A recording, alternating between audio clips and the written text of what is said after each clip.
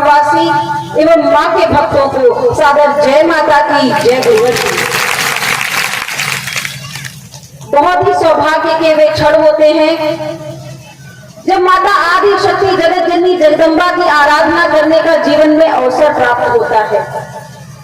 और सौभाग्य के क्षण और तब भी बढ़ जाते हैं जब हजारों हजारों की संख्या में नशा मुक्त, मांसाहार मुक्त, चरित्रवान, चेतनावान साधकों के बीच में बैठ करके जब मां का आवाहन करने का मौका जीवन में मिल जाए तो मांग लीजिए आपके पूर्वजों का आशीर्वाद और सभी देवी देवताओं का आशीर्वाद आपके साथ है जो यह क्षण आपके जीवन में आज जुड़ गए।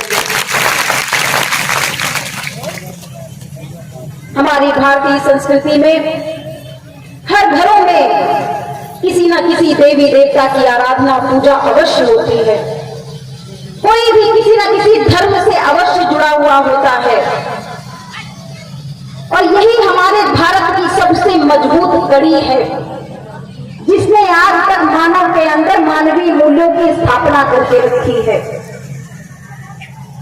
मगर काल परिस्थिति के हिसाब से अनेकों विदेशी आक्रांताओं के आक्रमण के बाद कहीं न कहीं धर्म की दिशा बदलती चली गई और लोगों का धर्म के ऊपर से विश्वास उठता चला गया। धर्म की इस कड़ी में कहीं न कहीं आडंबर आने लग गया। अनेक रूढ़िवादी विचारधाराएं जुड़ने चली गई जिससे लोग उसके मार्ग से धीरे धीरे करके दूर होते चले गए। मगर उसी धर्म की विचारधारा जो हमारे ऋषियों मुनियों ने कभी हमें प्रदान की थी, जो हमारे ऋषियों मुनियों का ज्ञान था, जो हमारे वेदों का सार है, उसी ज्ञान को पुनः परम पूज्य योगीराज श्री शक्तिपुत्र जी महाराज ने उसी मार्ग में अपने अनुयायियों को, अपने शिष्यों को, अपने साधकों को बढ़ाने का निर्णय लिया और गुरुवर जी द्वारा एक ऐसी साधना प्रदान की गई माता आदि शक्ति जगत जननी जगदम्बा की, जिसे यदि पूरे निष्ठा, विश्वास, समर्पण के साथ जिस साधना को यदि आप करते हैं तो यकीन मानिए आपके कुसंस्कार नष्ट अवश्य होते हैं, आप सत्य धर्म के पथ पर मार्ग पर आगे अवश्य बढ़ते हैं।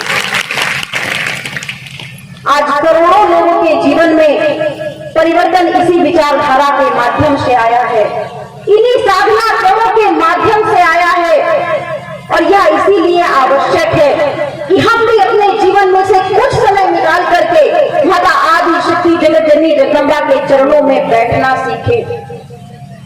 आज के समय में हर व्यक्ति परेशान है, हर व्यक्ति दुखी है, हर किसी के घर में कहीं ना कहीं अशांति फैली हुई है। मगर क्या कभी आपने विचार किया है कि आखिर हमारे घर में यह अशांति है क्यों, हमारे जीवन में यह अशांति है क्यों? यदि वास्तव में यदि आप 2 मिनट बैठ करके विचार करेंगे तो आप पाएंगे कि हमें जो हमारे धर्म ने प्रदान किया, हमें जो ज्ञान हमारे ऋषियों मुनियों ने प्रदान किया, हम उस मार्ग का अनुसरण कर ही नहीं रहे हैं, हम उस मार्ग का पालन कर ही नहीं रहे हैं और उसी का नतीजा है कि आज हर एक व्यक्ति परेशान है, एक अंधी दौड़ में दौड़ता चला जा रहा है, धन कमाने की दौड़ में इतना अंधा हो गया है, इतना पागल हो गया है कि उसे अपने धर्म का भी होश नहीं है। और धर्म का मतलब केवल पूजा पाठ कर लेना नहीं होता है कि हम तो बहुत धर्मवान हैं, हम तो सुबह भी पूजा करते हैं, शाम को भी करते हैं, जितने मंदिर हमारे रास्ते में पड़ते हैं हम सब जगह जाकर के सर झुकाते हैं, सर नवाते हैं। ऐसा करने मात्र से केवल आप सच्चे धर्मवान नहीं बन जाएंगे। परंतु योगीराज श्री शक्तिपुत्र जी महाराज ने बताया है कि यदि सच्चे धर्म के मार्ग पर चलना चाहते हो, यदि सच में धर्मवान योद्धा और साधक बनना चाहते हो तो पूजा पाठ के साथ साथ अपने जीवन में भी ध्यान देना शुरू कर दो, अपने जीवन को सत्कर्मों की ओर बढ़ा दो, दूसरों की सेवा में लगा दो, जन कल्याण के मार्ग पर आगे बढ़ा दो और देखो तुम सच्चे धर्मवान योद्धा कैसे बनते हो। और उसके लिए सबसे पहले गुरुदेव जी ने बताया कि किसी भी देवी देवता का, आप किसी भी गुरु से जुड़े हुए हो, आप किसी की भी आराधना साधना घर में करते हो, मगर उसी घर में प्रगट सत्ता का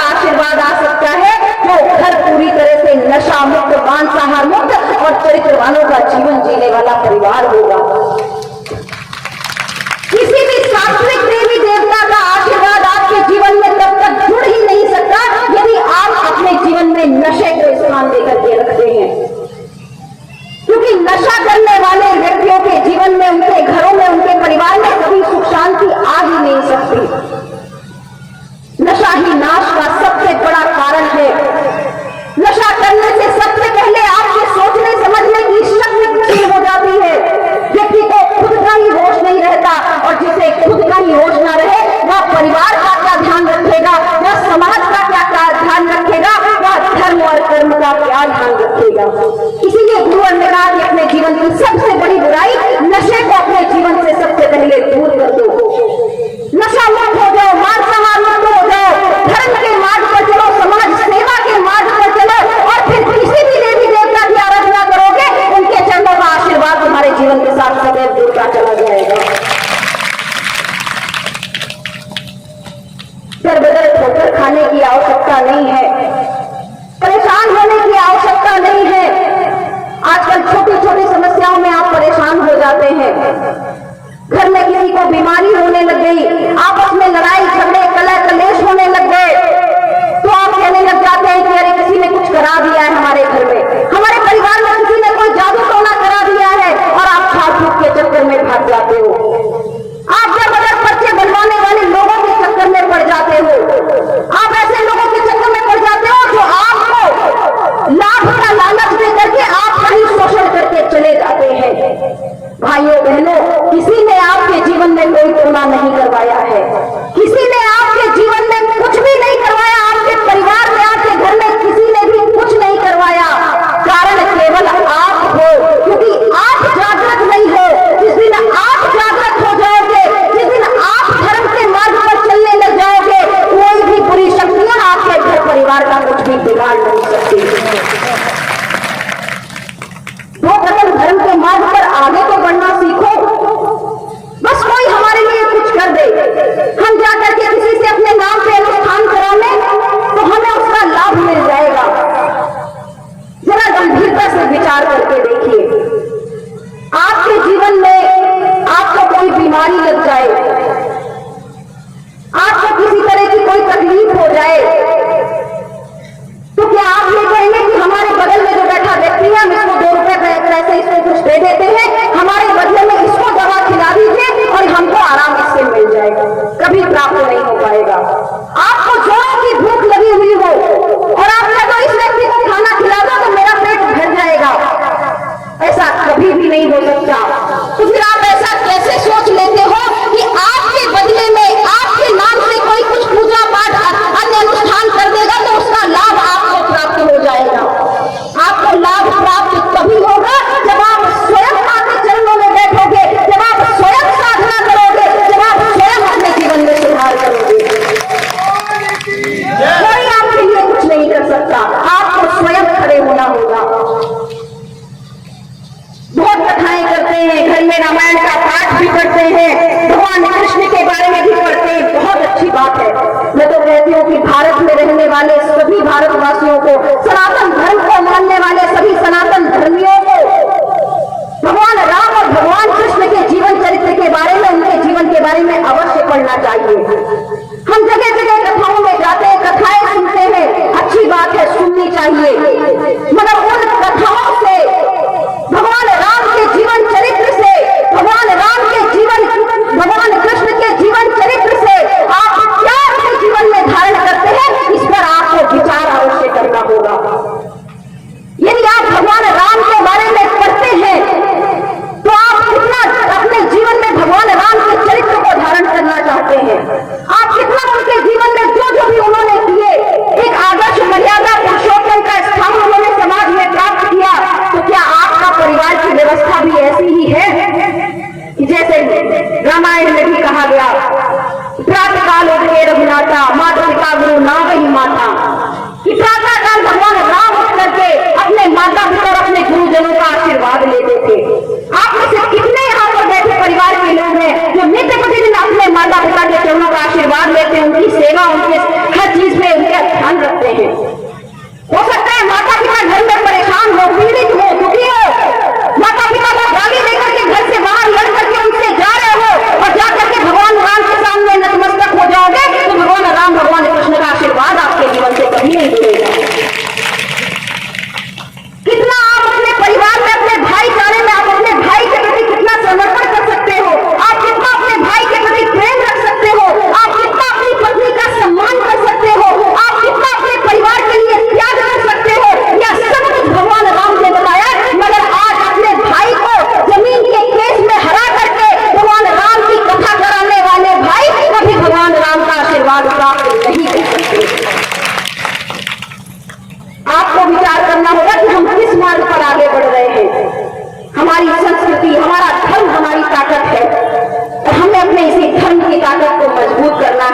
कभी भी कोई भी धर्म एक दूसरे से लड़ना नहीं सिखाता।